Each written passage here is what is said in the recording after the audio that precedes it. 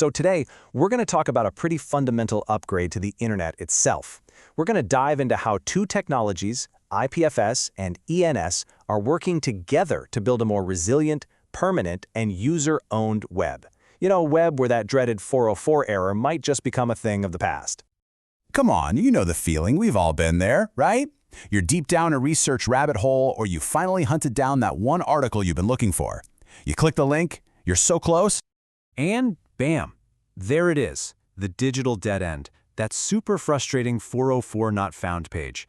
It feels like a small thing, but it's actually the perfect example of just how fragile our current internet really is. So, why does this happen all the time? I mean, why are broken links basically a feature of the web we use every day? Well, it all goes back to a core design choice that was made decades ago.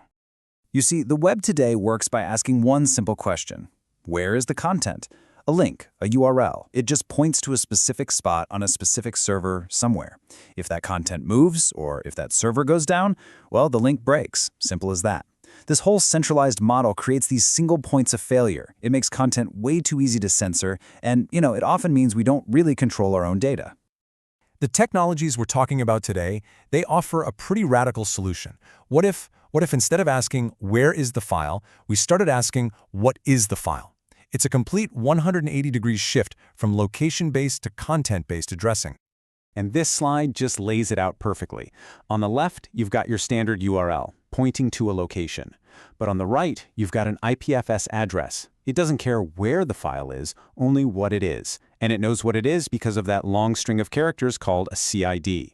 Now, that jumble of letters and numbers, it's genius for machines. But for us humans, yeah, not so much. But hang on, we're going to fix that problem in just a minute. So this is really the key takeaway. It's a total reversal of how we think about finding things online. We're not tied to one server's location anymore. We're just asking the whole network for a specific piece of content, and it can come from literally anywhere. But how does the network know exactly what we're asking for? This is where the magic really happens. The network knows what you want because every single file gets its own unique verifiable address. It's called a content identifier, or CID for short. The best way to think about a CID is like a digital fingerprint for a file. It's totally unique and it can never be changed. If you change even a single pixel in a photo, the file's fingerprint, its CID, changes completely. And that's what guarantees that the file you get is the exact file you asked for. No tampering, no mistakes. And the process for creating one is actually pretty straightforward. You start with any file, it gets converted into raw data, and then a special kind of math, a cryptographic hash function, creates that unique digest. That digest right there, that's the CID. It's a permanent link to that one specific version of that one specific file. And the whole system is incredibly clever. For really big files, IPFS just breaks them into smaller chunks, gives each chunk its own fingerprint, and then creates one final fingerprint for the whole collection.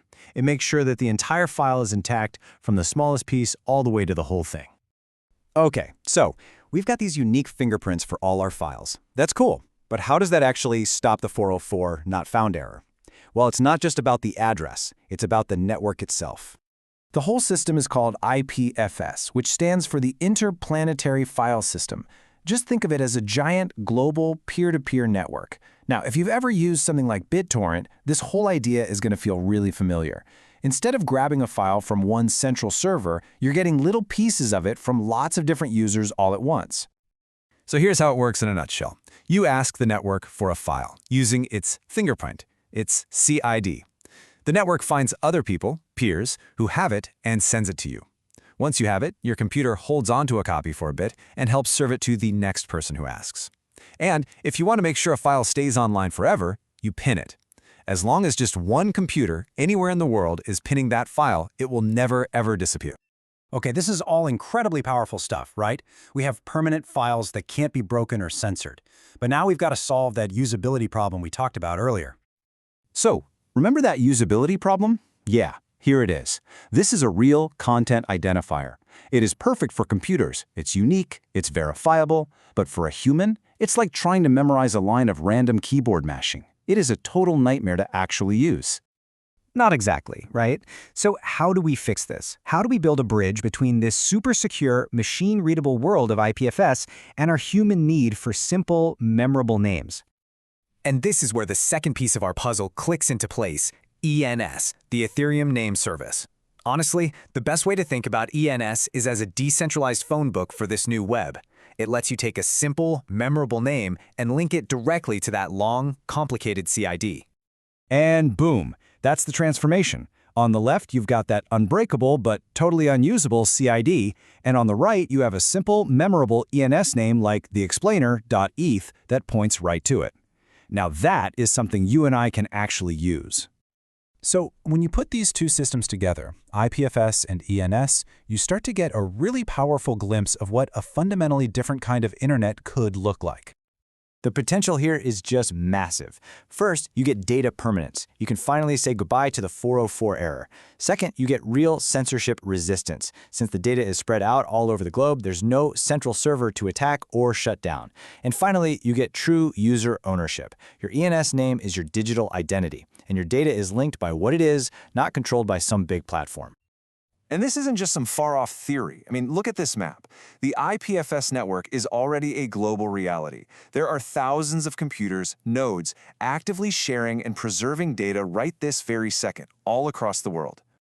So it leaves us with a pretty fascinating question to think about.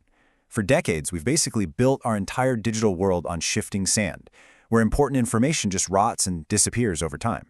But what new things become possible? What will we create when our digital world can finally be built on a foundation that can't be broken or erased?